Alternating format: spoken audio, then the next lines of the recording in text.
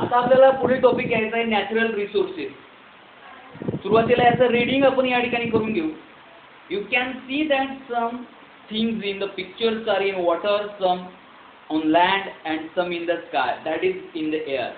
तर all things on the earth are associated with air, water and land. म्हणजे या भूपृष्ठावर किंवा या पृथ्वी तलावर ज्या काही गोष्टी तुम्हाला सापडतात किंवा ज्या दिसतात तर त्या या तीनही गोष्टीशी संबंधित असतात. मुख्यत्वे एअर आहे, वॉटर आहे आणि लँड आहे. Air, water and land are called the earth atmosphere. Air, water and land हे तिन्ही जे आहेत कंबाइंडली याला ॲटमॉस्फिअर म्हटलेला आहे. एक हायड्रोस्फिअर आहे अँड लिथोस्फिअर. एअरचा समावेश ॲटमॉस्फिअर मध्ये होतो आहे, वॉटरचा हायड्रोस्फिअर मध्ये आणि लँडचा समावेश होतो आहे हा लिथोस्फिअर मध्ये. Moreover different living things occupy these three spheres of the earth. Living things and the parts of the lithosphere, hydrosphere and atmosphere which they occupy are together called the biosphere. आणि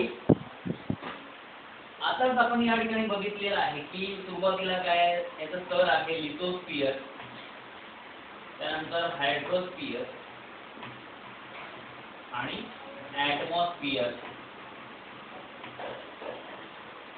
या प्रकारे तीन स्तर या ठिकाणी दिलेले आहेत आणि या तिन्ही स्तरांना कंबाइनली आपण बायोस्फिअर असं आपण म्हणू शकतो. या तिन्हीचा समावेश बायोस्फिअर मध्ये या ठिकाणी झालेला आहे.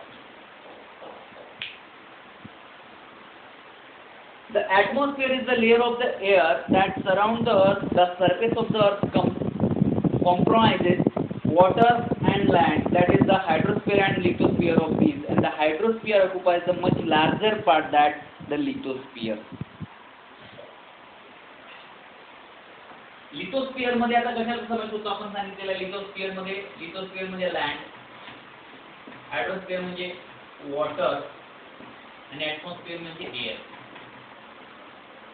आता आपण भूपृष्ठाचा आपण विचार करू तर हा लिथोस्फिअर जो आहे याच्यापेक्षा या भूपृष्ठाची जागा जी आहे ती कशाने मापली असेल तर हायड्रोस्फिअर. हायड्रोस्फिअर म्हणजे वॉटरचे रिसोर्सेस काय आहेत तर वॉटरचे रिसोर्सेस तुम्हाला भरपूर या ठिकाणी तुम्हाला मिळतील. एक आहे वेल, बोर, दुसरा आहे रिव्हर, लेक, पॉन्ड, सी. या प्रकारे more resources available on the earth landscape. आजच्या या भूपृष्ठावर मोठ्या प्रमाणात मला वॉटर मिळेल. What is the percentage of water? 71% as compared to land. and लँडने किती ऑक्युपाय केलेलं आहे? 29%.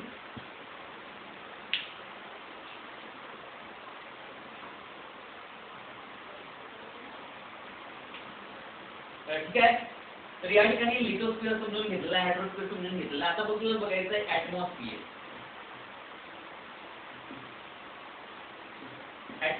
ॲटमॉस्फिअरचं सरळ रिलेशन जे या ठिकाणी आहे ते एअर सोबत आहे. आताच आपण बघितलं की एअर काय आहे तर मिक्सचर ऑफ गॅसेस. मग आता कोणत्या गॅसेसच्या मिक्सचरनी एअर बनत असते ते आपल्याला या ठिकाणी बघायचं आहे. सुरुवातीला महत्वाचा जो आहे the more percentage in air which gas is nitrogen. नायट्रोजनचं सर्वात जास्त पर्सेंटेज जे आहे या मिक्सचर ऑफ गॅसेस मध्ये आहे ते आहे 78%. 78% nitrogen present into the air. 78% हवेमध्ये नायट्रोजन या वायूचं प्रमाण आहे. त्यानंतर oxygen is more important to each and everyone living things which lie on the earth. म्हणजे जे काही सजीव घटक आहेत जे या पृथ्वी तलावावर राहत आहेत आणि आपली उपजीविका साधत आहेत अशा नैसर्गिक सजीव वायूचा आवश्यक असणारा वायू म्हणजे तो आहे प्राणवायू, म्हणजे तो ऑक्सिजन. त्याचं प्रमाण आहे ऑक्सिजनचं 21%. 21% या ठिकाणी आपण लिहू. जे नायट्रोजनच्या नंतर ऑक्सिजनचं क्रमांक या ठिकाणी लागत आहे. त्यानंतर आहे नेक्स्ट आहे ऑर्गन, इनर्ट गॅस. त्यानंतर इनर्ट गॅस म्हणून ऑर्गनचा प्रमाण या ठिकाणी 0.9% या ठिकाणी ऑर्गनचा आहे. त्यानंतर अदर कॉन्स्टिट्यूएंट्स ऑफ एअर, त्यामध्ये carbon dioxide, carbon monoxide, sulphur dioxide या प्रकारच्या वायूंचं जे काही मिश्रण त्या ठिकाणी आहे ते आहे 0.07 आहे. 0.07 अदर गॅसेस. आणि त्यानंतर आहे CO2 म्हणजे कार्बन डायऑक्साईड, त्याचा आहे 0.03% या प्रकारे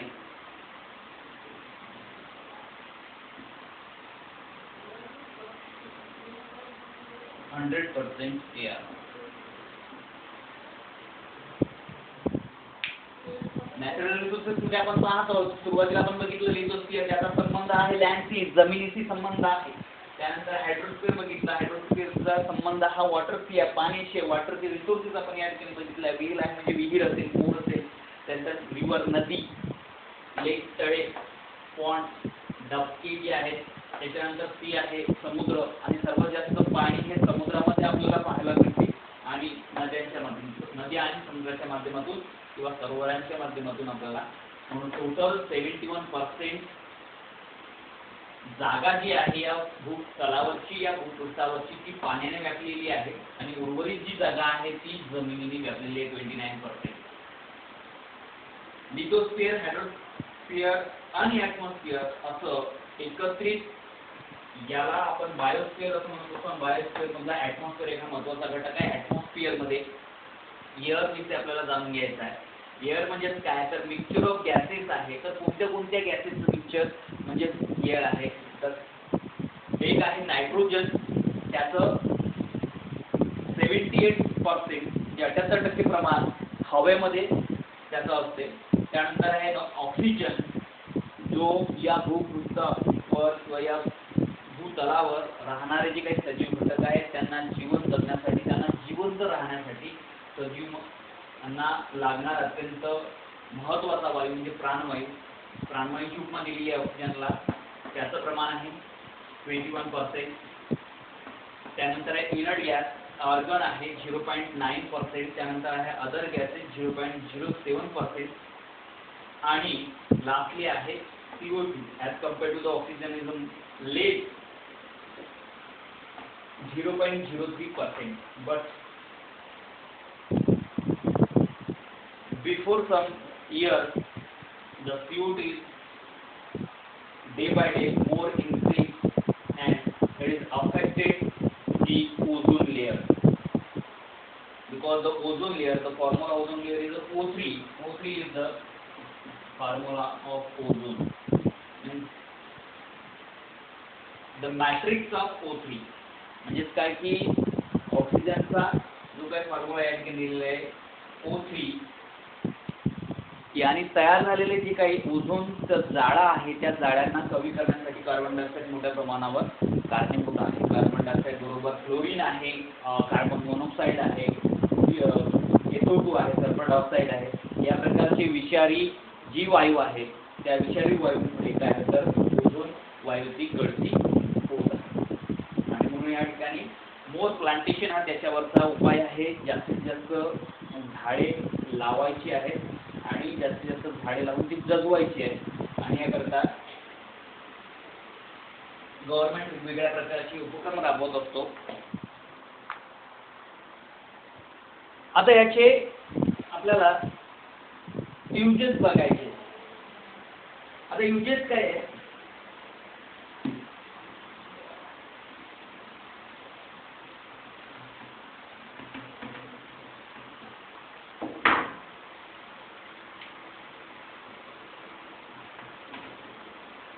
uses. Uses of gas. The first one, nitrogen. What are the uses of nitrogen?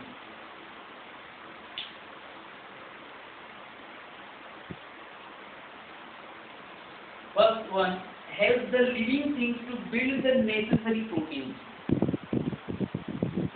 Nitrogen मुळे जे काही पिकं आहेत, नायट्रोजन या वायूमुळे जी काही पिकं आपण घेतो आणि खाद्यपदार्थ म्हणून आपण त्या पिकांचा वापर आपण करत असतो, तर त्या पिकांमध्ये नायट्रोजन प्रोटीन्स तयार करण्याचं कार्य हे करत असते आणि ते प्रोटीन्स आपल्या सजीवांच्या वाढीसाठी, बॉडी बिल्डअपसाठी अतिशय महत्त्वाचे आहेत आणि म्हणून प्रोटीन्स वाढवण्याचं कार्य जे आहे ते नायट्रोजन करतो. अत्यंत महत्त्वाचं हे कार्य आहे. To build the necessary protein. To build the necessary, अत्यंत आवश्यक असलेलं protein.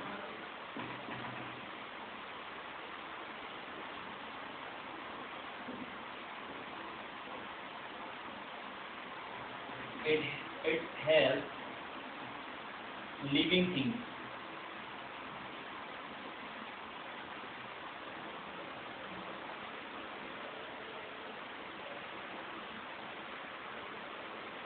Second, as a uses आहे, it is useful in the production of ammonia. It is useful in the production of ammonia.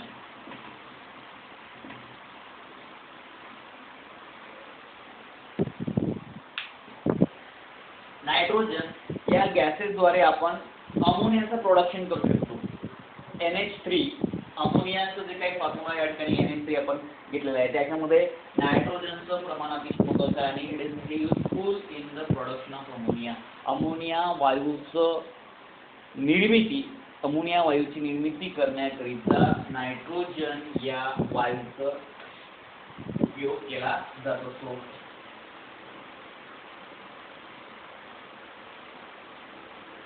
तिसरा उपयोग आहे की it is useful in airtight. It is useful in airtight packaging of फूडस्टफ.